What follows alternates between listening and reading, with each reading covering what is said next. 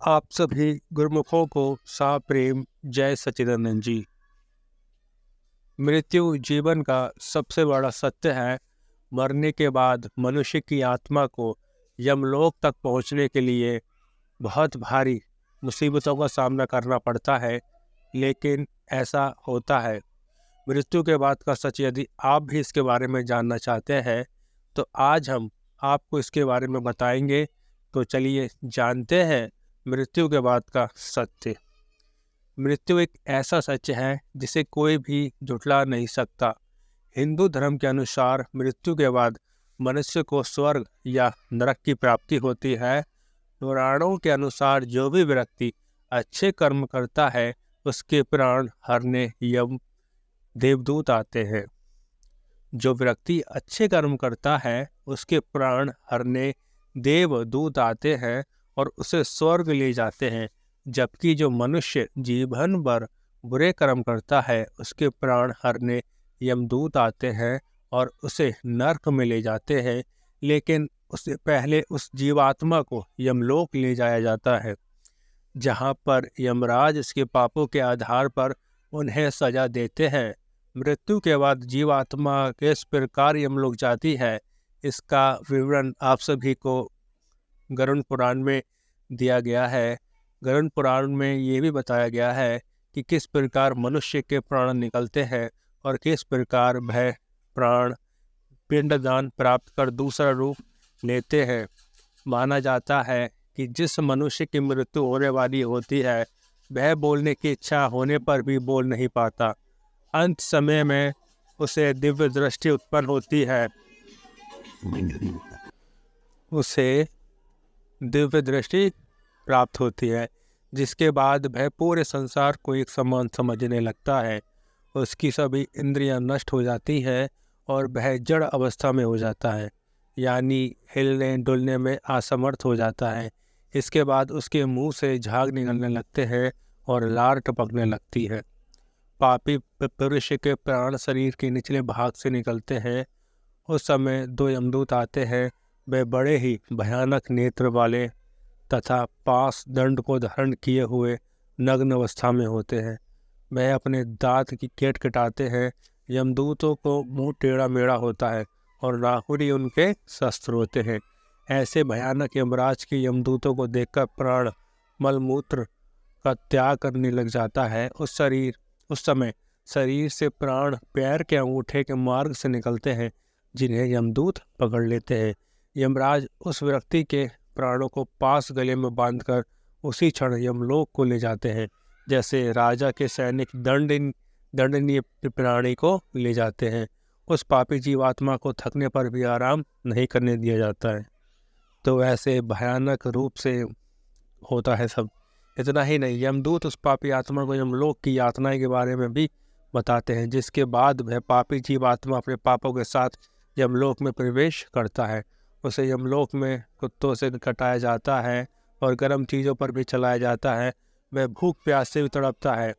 तब यमदूत उसकी पीठ पर चाबुक मारकर उसे आगे ले जाते हैं। वह आत्मा अंधकार मार्ग से यमलोक में प्रवेश करती है। गरुड़ पुराण के अनुसार यमलोक 99,000 योजन दूर है, जिसके बाद उसे भयानक नरक यातनाएं दी जाती हैं। इससे वह जीवात्मा यम की यातना देखकर यम से आज्ञा पाकर कुछ देर के लिए आकाश मार्ग से होती हुई अपने घर को आती है। घर पर आकर वह आत्मा फिर से अपने शरीर में जाने की कोशिश करती है, लेकिन वह आत्मा यमदूतों के पास से मुक्त नहीं हो पाती। उस जीवात्मा के पिंडदान से भी तृप्ति नहीं मिलती, जिसके बाद वह फिर से यमलोक को जाता है। जिन लोगों के जो पुत्र आदि पिंडदान नहीं करते, वह आत्मा प्रेत योनि में चली जाती है। गरुड़ पुराण के अनुसार 10 दिनों तक पिंडदान अवश्य करना चाहिए। उस पिंडदान के प्रतिदिन 4 भाग हो जाते हैं। उसमें से 2 भाग पंच महाभूत की पुष्टि के लिए होते हैं और तीसरा भाग यमदूत का होता है और चौथा भाग प्रेत खाता है। 90 दिन पिंडदान करने से प्रेत का शरीर बनता है। 10वें दिन पिंडदान करने से उस प्रेत को चलने की शक्ति प्राप्त होती है। गरुड़ पुराण के अनुसार शरीर को जलाने के बाद फिर से हाथ के बराबर का शरीर उत्पन्न होता है। वहीं यमलोक के मार्ग से शुभ और अशुभ फल को भोगता है। पहले दिन पिंडदान से सिर, दूसरे दिन पिंडदान से गर्दन और तीसरे दिन हद्र, चौथे दिन के पिंडदान से पीठ, पांचवें दिन के पिंडदान से नाभि, छठे और सातवें दिन के पिंडदान से कमर और नीचे का भाग, आठवें दिन के पिंडदान से पैर, नवें और 10वें दिन के पिंडदान से भूख प्यास की प्राप्ति होती है। ऐसे पिंड शरीर को धारण कर भूख प्यास से व्याकुल प्रेत 11वें और 12वें दिन का भोजन करता है। यमदूतों के अनुसार 13वें दिन प्रेत को बंदर की तरह पकड़ ले जाता है, जिसके बाद वे प्रेत भूखा प्यासा अकेला ही यमलोक को जाता है। यमलोक का रास्ता 86,000 योजन है।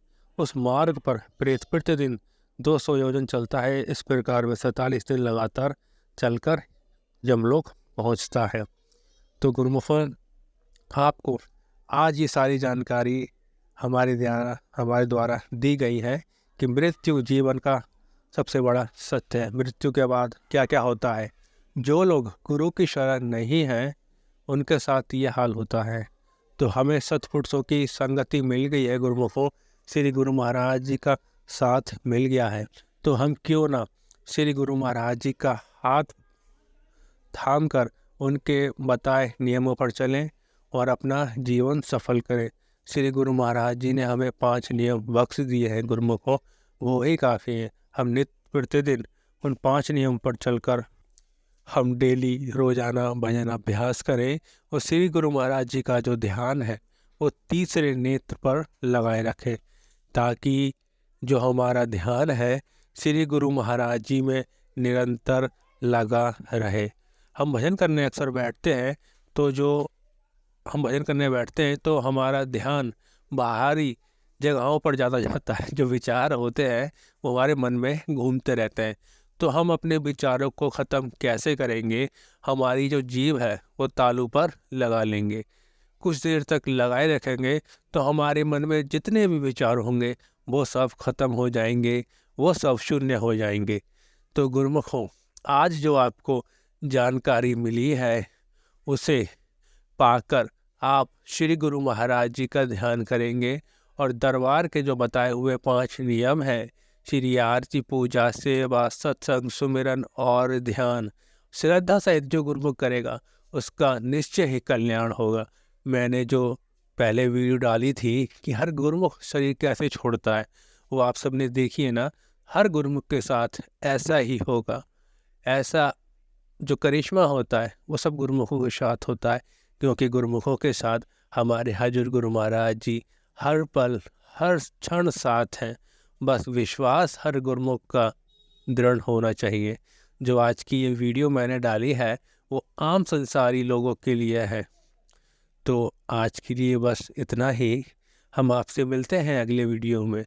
बोलो जयकारा बोल मेरे श्री गुरु महाराज जी की जय।